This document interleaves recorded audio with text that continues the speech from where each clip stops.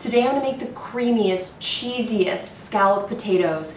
It is just layers of perfectly cooked potato with creamy, cheesy bechamel and some more cheese on top that gets beautifully browned. And it's just absolutely decadent and everything you want in a cheesy side dish. If you're enjoying this video, be sure to hit the subscribe button below and click the bell icon to be notified every time I post a new and delicious recipe. Let's get into it. So scalloped potatoes aren't terribly difficult per se. There's just like a little bit of timing, right? So first we've got some cold water here, and that's what's gonna keep our potatoes from browning while we're working with them. So we're gonna go ahead and just peel them quickly. Now I'm using russet potatoes.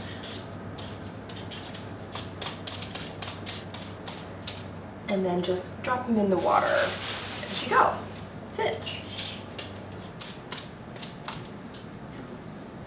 All right, that's it. Last one. Go ahead and clean up. And we're gonna use a mandoline. So you could slice these with a knife if you'd like, but I don't have that kind of patience. So we are gonna use a mandoline. And you want them to be, you know, kind of like 2 millimeters or so thick. So we'll just test one.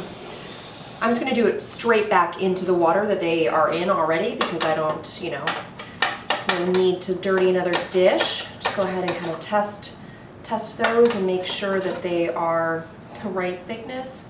Oh, that's nice, yeah. And then carry on. Mandoline makes it really nice and easy because that way you don't have to stress about, them all being the same thickness. It takes a lot less time. It's like the hardest working tool in my kitchen. All right, so you do want to be careful when you get towards the end. Maybe grab a kitchen towel and, protect your hand. And then we're just gonna repeat with all of the potatoes.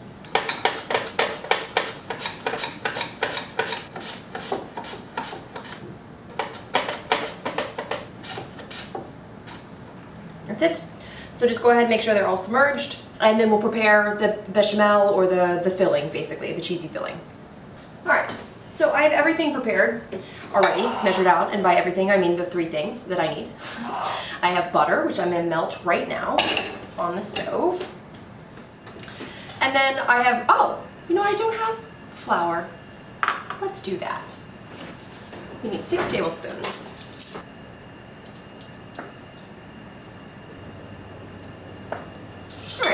So, more just melting. Nothing fancy is happening over here. I do have a fancy whisk. You know me and my whisks. And then add your flour. And we're just gonna cook that until you're just gonna boil it a bit. So we wanna cook this about a minute until it thickens. We just want to kind of cook out that flour taste. The flat whisk also helps kind of get in the corners and stuff. You just don't wanna burn your flour. And now we're just going to slowly start whisking in our milk. So you don't want to add too much at a time, right? You really want to kind of slowly add it. You don't want to overwhelm it. So now we've got like a milky, like a thin milk situation in here. And we are just going to slowly, we're going to bring that back up to a boil. We do want to reserve about a half cup of this cheese or so to put on the top. So, go ahead and separate that out if you, feel like you're going to forget. I've got a mixture of sharp cheddar, like white and yellow sharp cheddar. But you could use mozzarella. You can use whatever cheese you'd like, as long as it melts nicely. We can go ahead and add our cheese. And I'm going to switch to a spoon. I just want this to melt and be all nice and melty and happy.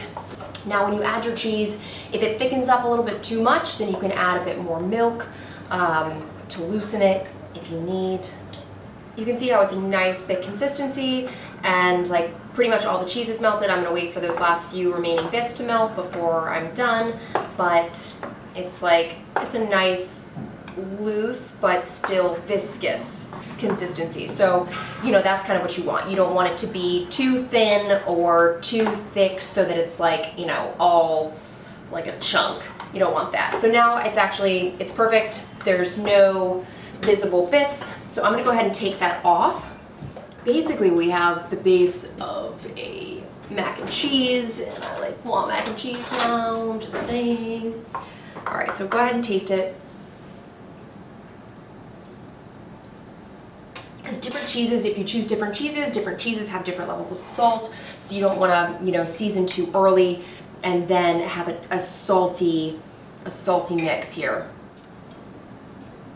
Just a little bit more. Just like bring out that flavor of the cheese. And then it's a couple cracks of pepper if you choose. You can omit if you don't. Some people like a pinch of nutmeg in there. My oven has been preheated to 350 degrees, and we are ready. So this is like about a 9 by 11. You can use any number of size dishes, just multiple layers, or you just kind of have to work with what you've got. And now we're gonna layer. It's like lasagna. We'll have a good layered dish. You can be persnickety about it. You can just kind of throw them in there. I would never judge you, however you choose. I'm gonna do just a little pinch of salt. And then I'm just gonna put about a third-ish. This is a pretty deep dish, so I might put a little less than a third, and maybe try and squeak a fourth layer out. I don't know, we'll see. Okay, and so on and so forth. All right, next.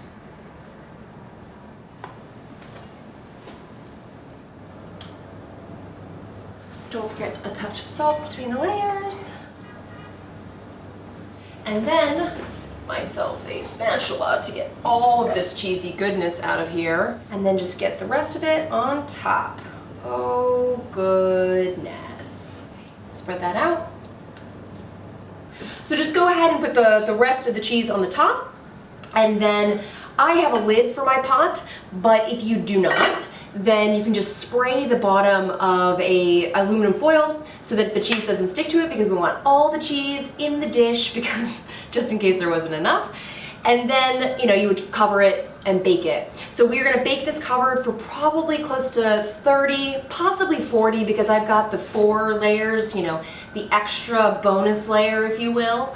And we wanna make sure all of that is cooked and cheesy and luscious. So I'm gonna check it in like 20 minutes. And then the last 10 minutes of baking, we will take off the top and get that nice golden brown top.